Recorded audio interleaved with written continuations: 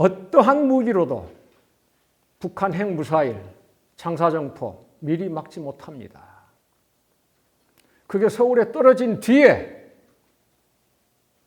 김정은 목 쳐버리고 북한 정권 붕괴시키고 하면 뭐하느냐 이거예요. 이미 서울은 불바다되고 잿더미 될 텐데 전쟁은 막는 수밖에 없습니다. 돈 안 듭니다. 전쟁 종식하면 돼요. 평화협정 맺으면 됩니다.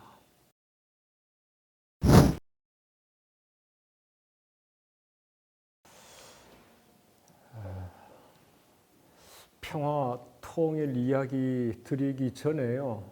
우리 한반도 안팎에 전쟁 위기가 아주 높아지고 있습니다. 저는 크게 두 가지 이유라고 생각합니다. 첫 번째는 윤석열 정권입니다.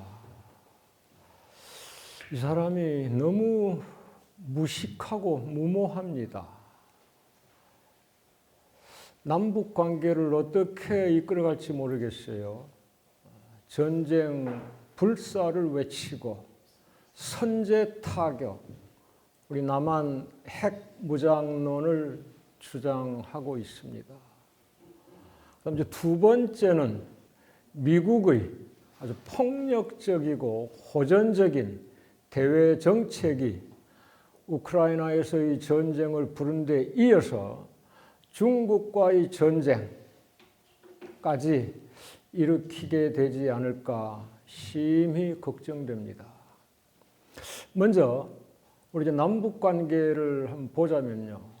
윤석열 정권 취임하기 전부터 대선 과정에서부터 전쟁 종식 반대 공언했습니다.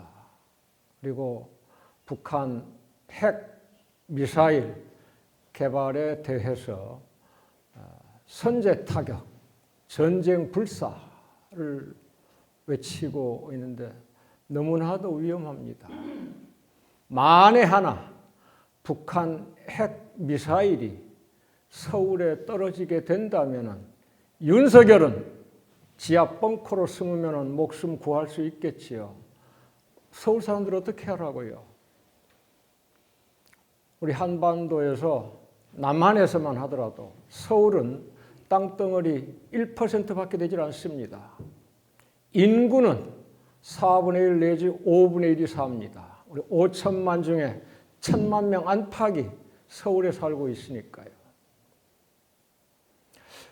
미국에서나 우리 남한에서나 만약에 북한이 핵 미사일 사용한다면은 김정은 정권 종말을 맞이할 것이라고 큰소리 칩니다. 미사일 떨어진 다음에 김정은 참수하고 정권 없애버리고 북한 자체를 지도에서 없앤다 한들 무슨 소용이 있겠어요? 만에 하나 핵미사일 서울에 떨어지면 그걸로 끝장나는 거 아니겠어요?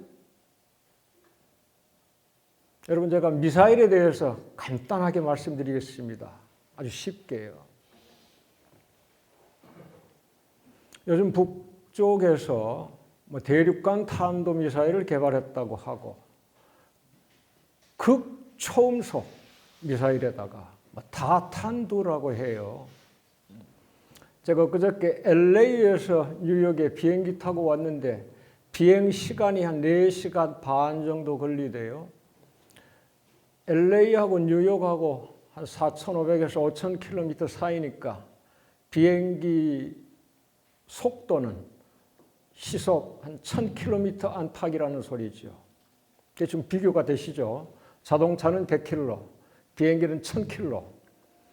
민간 비행기가 시속 1,000km면은 전투기, 군사용 비행기는 1,500km 정도 됩니다. 이런 걸 이제 마하로 표기합니다. 마하는 이제 음속 단위인데요. 마하를 킬로로 변화시킨다면은 1마하가 대략 1200km입니다. 정확하게 1224km예요. 그래서 전투기는 한 1.5마하까지 나옵니다. 대략 한 1800km 정도 된다는 소리죠. 미사일은 그 2배, 3배입니다. 보통 미사일이 마하 5로 날아갑니다. 그러니까 시속 6000km라는 소리입니다. 마하 10 이상을 극초음속이라고 합니다. 마하 10이면 12,000km입니다. 얼마 전에 북쪽에서 개발한 ICBM 미사일 마하 15라고 해요. 뭐 대륙간 탄도미사일이야 북한이 미국을 상대로 만드는 거니까 놔두고 만에 하나 남북 사이에 무력 충돌이 빚어져 가지고 북한이 미사일이 남쪽으로 향한다고 할 때 마하 10 안팎의 미사일이겠죠. 거듭 말씀드리면 마하 10이면 시속 12,240이니까 240 떼버리고 12,000입니다. 분속 200km입니다. 1분에 200km를 날아간다는 얘기예요. 그건 막을 수 없습니다. 뭐 미사일 방어 체계를 설치한다 뭐 한다 이제 사드가 들어가고 뭐 하고 하는데 그거 절대 못 막습니다. 더구나 북쪽의 미사일은 요즘 개발했다는 게 러시아에서 개발한 그 이스칸타르라고 아마 들어보셨을 거예요. 떨어질 때 지그재그로 날아간다는 거 아니에요. 우리가 이제 미사일 방어 이걸 쏜다면은 얌전하게 높이 올라갔다가 내려오는 그걸 이제 계산해서 맞추겠다는 것 아니에요? 그걸 피하기 위해서 지그재기로 떨어진답니다. 그리고 탄두가 여러 개래요. 미사일 한 방에 폭탄이 5개가 된다는 소리입니다. 어떻게 맞겠어요? 서울과 평양 거리 200km 남짓합니다. 그러니까 미사일이 이제 직선으로 날아온다면 1분이죠. 하지만 미사일은 이제 높이 올라갔다가 내려오기 때문에 그래 봐야 한 2분입니다. 미사일까지 안 가도 서울 불바다 됩니다. 휴전선에서 서울 100km 안팎입니다. 미사일 필요 없이 장사정포라고 하죠. 멀리 날아가는 대포 수십 발 쏘면 서울 불바다 되지 않겠어요?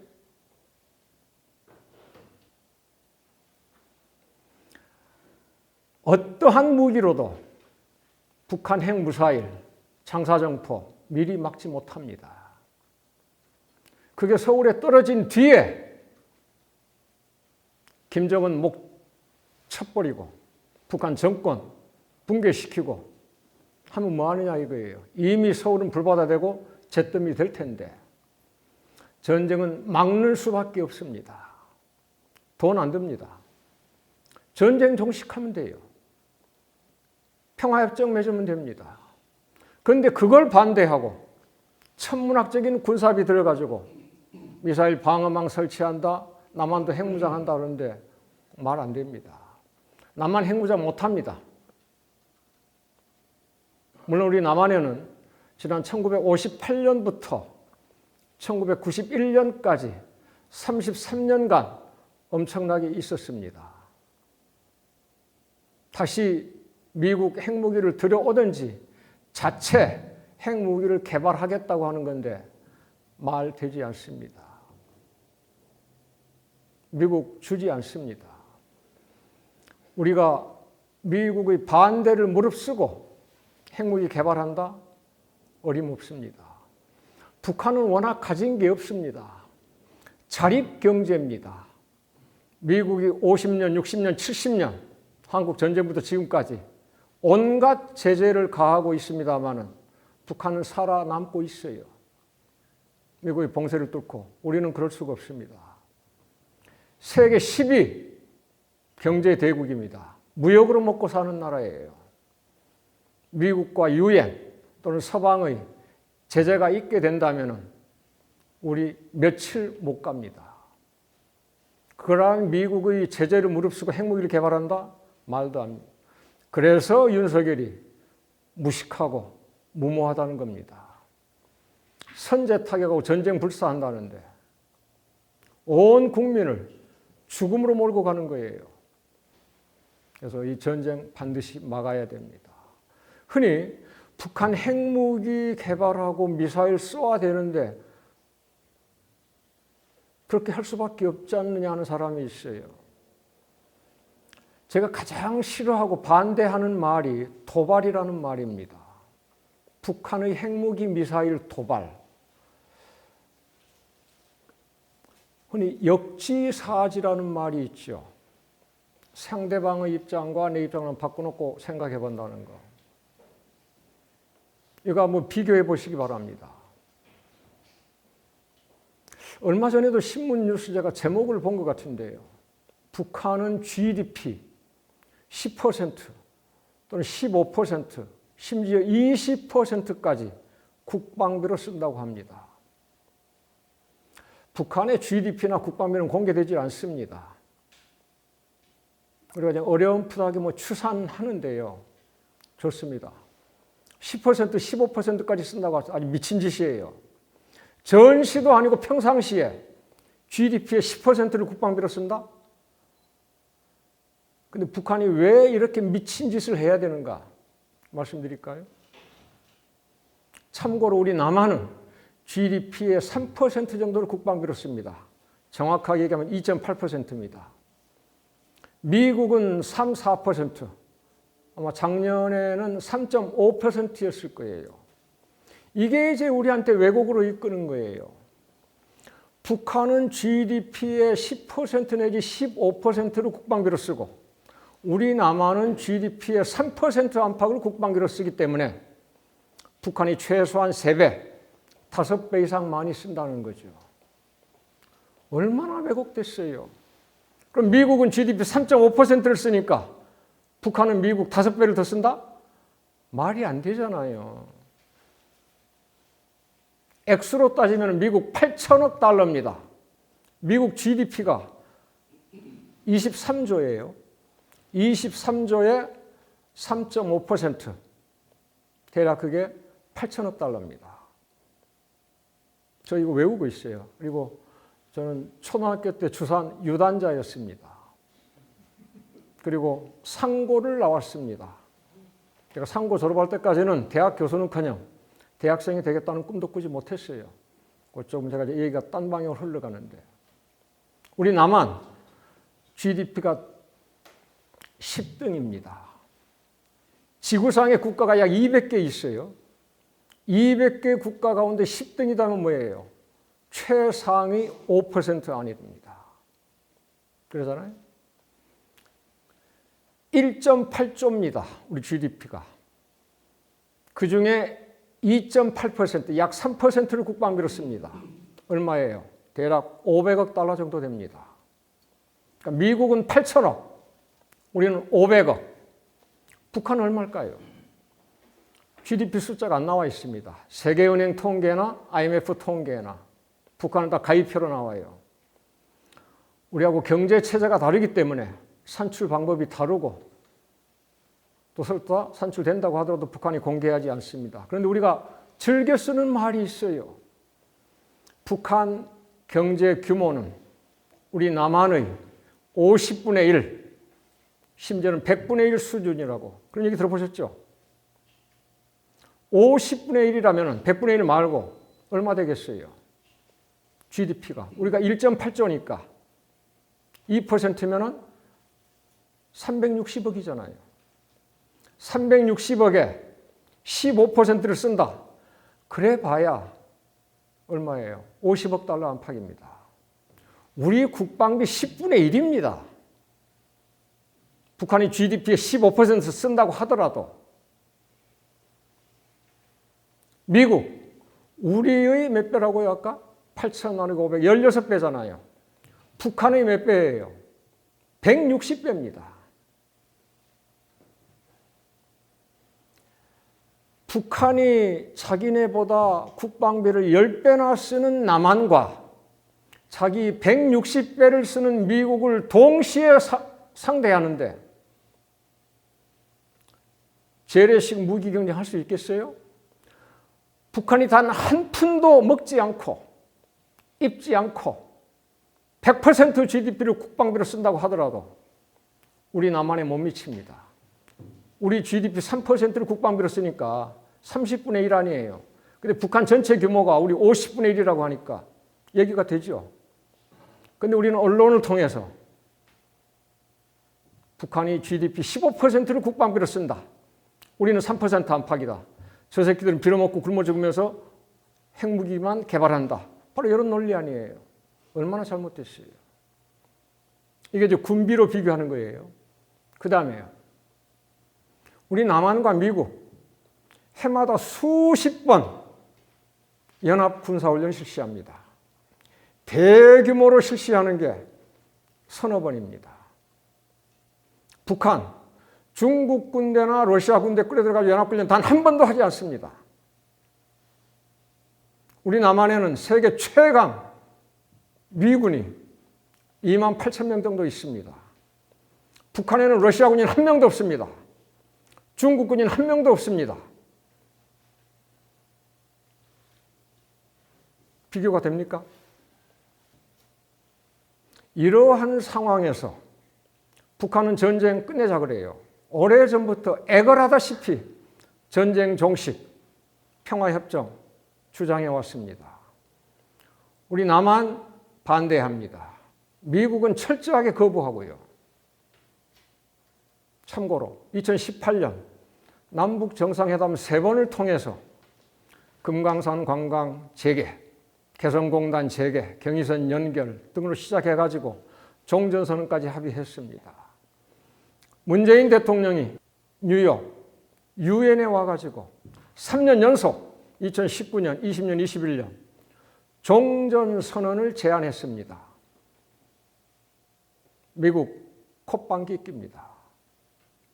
전쟁 끝내자고 하는데 그걸 왜 반대합니까? 북한의 핵미사일이 무섭다면은 전쟁을 끝내면서 니네들 핵무기 없애라든지 미사일 쏘지 말라든지 이렇게 해야지. 전쟁하자면서 전쟁 끝내는 거 반대한다면서 니네 무장해제? 말이 안 되지 않습니까? 이게 윤석열이라는 짓거리입니다. 윤석열이 전쟁 종식, 평화협정은커녕 종전선언조차 반대하면서 저렇게 무모하게 나가는 것은 미국 때문입니다. 이 지구상에서 미국처럼 전쟁 많이 한 나라 없습니다. 미국처럼 전쟁 잘하는 나라 없습니다. 미국처럼 전쟁 좋아하는 나라 없습니다. 태어날 때부터 전쟁을 했고 전쟁을 통해서 영토 확장했습니다. 전쟁을 통해서 세계 패권을 잡았습니다. 전쟁을 통해서 패권 유지하고 있습니다. 전쟁 통해서 패권을 빼앗기지 않으려고 합니다. 그게 중국한테지요. 재미있는 통계가 있습니다. 1775년 미국이 영국을 상대로 독립전쟁할 때부터 지금까지 2023년 1월 247년이죠. 247년 동안 미국이 전쟁에 관여하지 않는 기간 20년밖에 되질 않습니다. 247년 역사 가운데서 1775년부터 1783년까지 독립전쟁 했습니다. 그래서 76년 독립선언을 했죠. 87년 헌법 만들고 89년 연방이 탄생했습니다. 그로부터 대략 반세기 후에 1840년대 멕시코와의 전쟁을 통해서 이 본토에서 가장 큰 땅덩어리 텍사스와 캘리포니아 뺏었습니다. 그 무렵에 금광이 발굴됐었죠. 캘리포니아에서. 이른바 서부 개척이라는 이름으로 수많은 전쟁을 일으켰잖아요.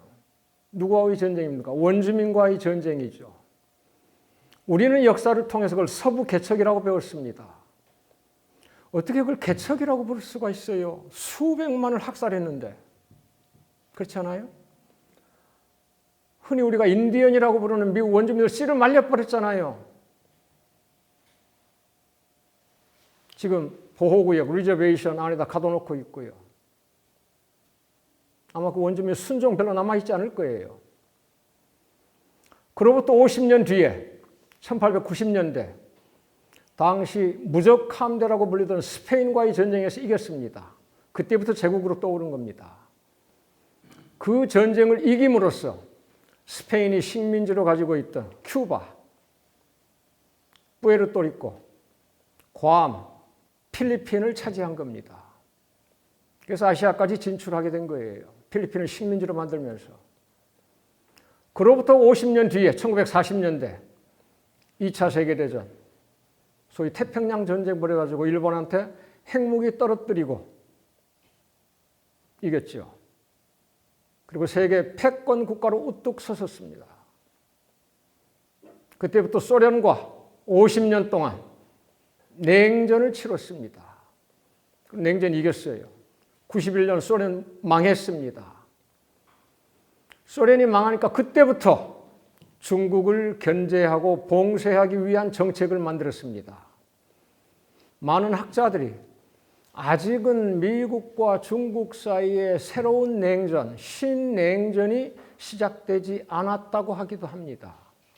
우리 학자들이 신냉전을 어떻게 정의할 것이냐에 따라서 달라지겠지만 저는 90년대 중반부터 제 은사 요한 갈퉁 교수와 함께 이미 신냉전 시작됐다고 주장해 왔습니다. 1996년 미국과 일본이 군사동맹을 강화합니다. 97년 다시 개정하고요. 여러분들이 요즘 참 부정적으로 지켜보고 계실 텐데 일본이 평화헌법 고쳐가지고 군비 재무장하고 이제는 선제 공격까지 할 수 있는 군대를 가지겠다고 하잖아요. 아베 때부터 상당히 호전적이라고 하는데 미국이 부추긴 겁니다. 2000년대부터. 2차 세계대전 직후 일본과 독일은 패전국가로서 GDP 1% 안팎만 국방비를 써왔습니다. 지금까지 마찬가지고요. 1.1 내지 1.2% 수준이에요. 미국이 이걸 아직 일본이 2%로 늘리겠다는 것 아니겠어요? 미국이 부추기는 겁니다. 중국을 겨냥해서. 아까 북한이 애걸하다시피 전쟁 끝내자고 하는데 미국이 콧방귀도 끼지 않는다는 거. 더구나 북한이 직접 얘기하는 것도 아니고 문재인 대통령이 유엔에 와가지고 3년 연속 종전선언을 제안하는데 명확하게 거부하는 거. 왜 그러겠어요? 중국 때문입니다. 만에 하나 북한과 미국이 전쟁을 끝내버린다. 평화협정 맺는다. 주한미군이 남한 땅에 머물러 있을 명분이 사라져버립니다. 주한미군이나 한미동맹은 1953년 7월 한국전쟁이 완전히 끝나질 않고 휴전 또는 정전이라는 이름으로 어정쩡하게 끝나 있는 상태이기 때문에 언제 다시 북한이 남침할지 몰라. 그래서 주한미군이 여기 남아 있어야 돼. 그렇게 된 거 아니겠어요? 그런데 북한과 미국이 전쟁을 끝내버린다? 그럼 미국 나가야죠. 미군이 나가면은 미국이 중국을 견제하고 봉쇄하는데 큰 구멍이 뚫리게 됩니다. 미국이 지구상 약 100개 국가에 150개 기지를 운영하고 있어요. 아시아 태평양 지역에 대략 한 10만, 유럽 대서양 지역에 약 10만 병력 전진 배치시켜 놓고 있습니다. 중국을 견제하고 봉쇄하는데 가장 큰 기지가 뭐예요? 평택에 있는 군사기지잖아요. 주한미군 평택기지는 전 세계에서 가장 큰 미국의 해외 군사기지입니다. 미군이 왜 평택에 그렇게 큰 기지를 만들었어요? 주한미군의 목표가 북한의 남침을 막는 것이라면 서쪽에서 강화도에서부터 가운데 파주, 의정부, 동두천 쭉 해가지고 동쪽에 고성까지 휴전선 밑에서 지켜야죠. 근데 서쪽으로 가요. 바다 건너 중국을 견제하기 위한 거죠. 그래서 군대 성격이 바뀌었습니다. 과거에는 육군 중심의 붙박이 군대였어요. 지금은 해군과 공군 중심으로 신속 기동군으로 바뀌었습니다. 한반도 밖에서도 무슨 난리가 났다면 바로 개입하겠다는 것 아니겠어요? 그래서 중국을 견제하고 봉쇄하기 위해서는 주한미군이 유지돼야 되고 한미동맹이 강화돼야 되고, 그러기 위해서는 그 명분인 북한을 적으로 만들어서 끊임없이 도발을 하도록 자극해야 되는 겁니다. 한반도에서 전쟁이 끝나지 않는 그러한 배경입니다.